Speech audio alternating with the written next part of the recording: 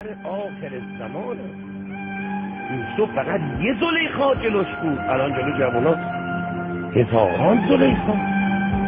جلو موسی یه فرعون بود، الان که هر جامعه صدها فرعونه، صدها نمروده، صدها قارونه، صدها سامریه.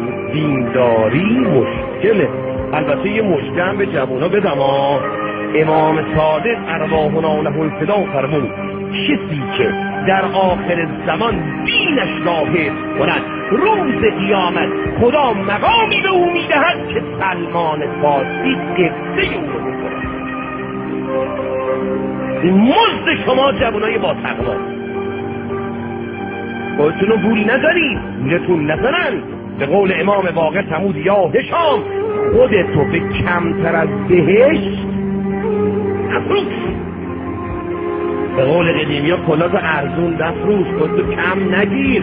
سلمانی که پیغمبر فرمود به خدای علی به خودم قسم، به خدای ارحم الراحمین قسم، آن که من علی میبینیم سلمانم میبینه، اون که من علی میشنویم سلمانم میشنوه. ببین تو دیگه چه مقامی داری که این سلمان با این شناسنامش روز قیامت به مقام تو قبطه‌ای کنه.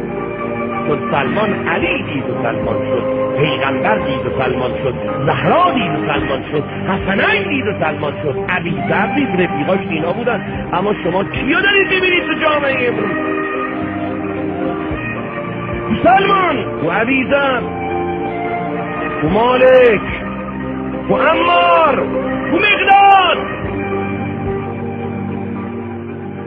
خودتون رو ارزون نکنید.